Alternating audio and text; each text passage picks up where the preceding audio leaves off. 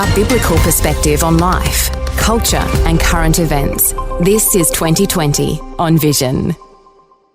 We're back today with another focus on one of those things that you're probably shocked to hear, that when there are Christian chaplains in state schools, they are so muzzled these days, they almost cannot even reflect Christian faith. That is a shock to some.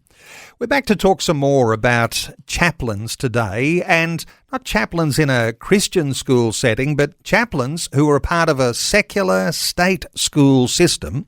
And perhaps there's a difference even between state primary schools and state high schools, and there are regulations from state to state and from school to school. Let's get some more insight today. Chappie C is joining us. Chappie is a Christian chaplain in a secular state high school. Chappie C, a special welcome back to 2020. Oh, it's great to be back now. Thank you so much. Thank you for having me. Last time we were talking, Chappie C, you were sharing just how hard it is to be a Christian chaplain in a secular state high school.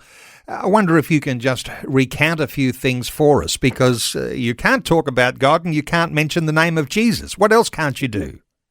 Absolutely. I can't even initiate a Bible study group. I can't have a quote. You know, my favorite quote, Micah 6:8, which I literally was going to have written on my whiteboard, and I was told I can't have that. You literally, you're walking in an environment where there is no mention of your faith at all. So when you are just being hands and feet and keeping your mouth shut, you're involved in the welfare of students and of families and of teachers, no doubt. When there's a crisis, the chaplain is very important and you play a very important role there, but it's just that nobody knows intimately, unless they get to know you personally, that you're actually there because of your Christian faith. Absolutely, and we are called upon in so many different ways. We help new students and new families come into a school, and so I'm often at the front gate, greeting families, talking to students, helping them feel more comfortable, showing them around, all of those things that makes a student feel safe and comfortable. That's what I'm doing. And so, it's a hugely valuable resource that schools have. Unfortunately, I can't really say that I am of what church, of what faith. I hope that they do notice this because of how I behave, and I do. Thankfully, I'm allowed to wear my cross, which was at some point a question as to whether I would be allowed to wear my cross. I guess you can say I work in well-being services. That's a little bit like being a chaplain. I suppose you could get creative like that, but it all depends, I guess, on the principal, and the principal carries a lot of responsibility in any school as to how open they might be to you sharing your faith. Is it an important thing for a chaplain to actually work on the relationship they have with the principal so that it actually increases their opportunities to be a person of faith in the environment? Oh, absolutely. It really does help to have a good relationship. But also there's a real risk aversion, cautiousness that has to happen around secular schools.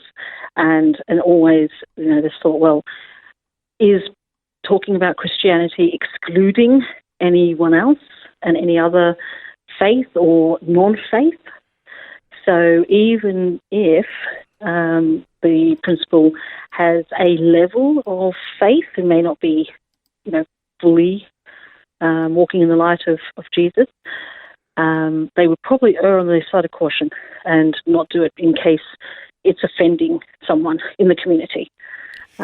Which is a sad state, really. And you've got to be creative, haven't you, in the ways that you can, in fact, deliver at least the position that you're coming from as you offer your support. How do you get creative here? Are there some creative things? I'm not mentioning what school or what state or wherever you're from, but is there a way you can get creative when you're working as a chaplain in a secular school? How do you get those connections? Yeah, oh, absolutely. There are different levels in which one gets connections. So, for example, I'm quite into tech, so I would run different tech groups, and that's a really great way to connect with certain students who wouldn't come to a chaplaincy concert, because still the name chaplaincy has a faith element, and some students won't even walk over the threshold because they think there's something odd happening behind this door. And so that's one, a very creative way is to really be with the students. Other things include doing breakfast every day. So there's a group of us, but we feed students every day. And I am a bit cheeky because I do have Vision Christian on in my space. And that's really for my own well-being and sanity. And so far, I haven't been told to not have that on. Okay. So far, nobody's told you turn off Vision Christian Radio. I guess the time of day too, and the sorts of things that you're hearing on the radio, whether it's teaching programs or the program we're talking on now, 2020, or if there's music playing, what do you prefer, the music playing or the teaching programs or talk programs? What goes best, and is that an influence there in your office? I love the variety, actually. I love that there is music and then there is talking. Thankfully, when people have popped into my room, it's music and they don't necessarily click that it's Christian music. So from that side of things, but and it's a bit more subtle, isn't it? So Christian music, it's not as as forward as having scripture. But also, the talk back is wonderful, especially when I have teachers visit, because quite often teachers will pop in because I have air conditioning and I have couches and I have suites, and so I do a lot of creative ways of having people feel comfortable in my space here. There are ways of making friends. Hey, what about Easter? Easter's coming, Good Friday, the significance of Resurrection Day, the fact that everyone's having a holiday to celebrate the most important time of the year. How do you go with things like that? Well, it's funny you mention that, because literally today I put forward that we have Shrove Tuesday, and I was informed that we couldn't call it Shrove Tuesday, and I said, okay, let's call it Pancake Tuesday, and that's okay. And I had to say, look, you think Christmas, no one's worrying about Christmas as being purely a Christian, Christian celebration, and so I managed, and I said, everyone loves pancakes, and I literally had to sell it that way. I'm hoping, and I will have a couple of posters up talking about what is Shrove Tuesday, why does it happen, but yeah, and that literally was today. I had to ask for that. Getting creative on a whole lot of levels. Can you invite students to an event outside of school? If there's a concert on or some sort of a youth group special activity or something like that, can you make those invitations? Can you publicise those within a school?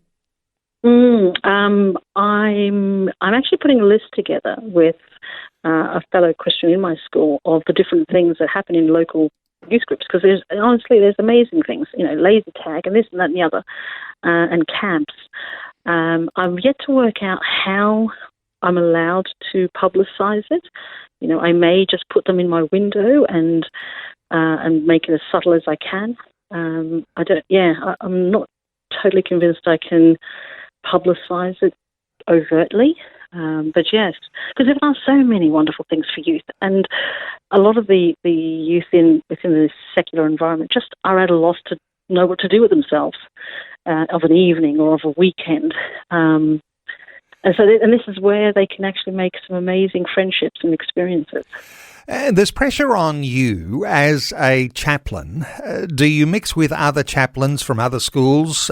Is there a support group that happens, or is there, a chaplaincy group that supports the good work that you do, encourages you in the good things that you're doing? Because it sounds to me like there's a weight of pressure and real responsibility because you're under all of these regulations and you are looking for creative ways to at least express the reason why you are a chaplain and that you are doing those well-being things in the school. What sort of support is there for typical chaplains? Absolutely. Yes, we have a regular sort of group of chaplains within the community, and we share on WhatsApp what we're doing.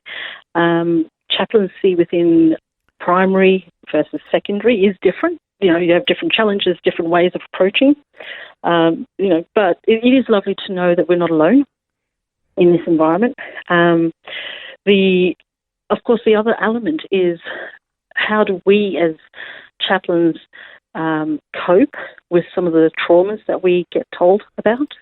And so, as a psychologist, you would have supervision, and I'm grateful that quite often chaplaincies can also engage in supervision, in sort of psychological, emotional supervision, because some of the things that we hear clearly, as caring humans, will affect us.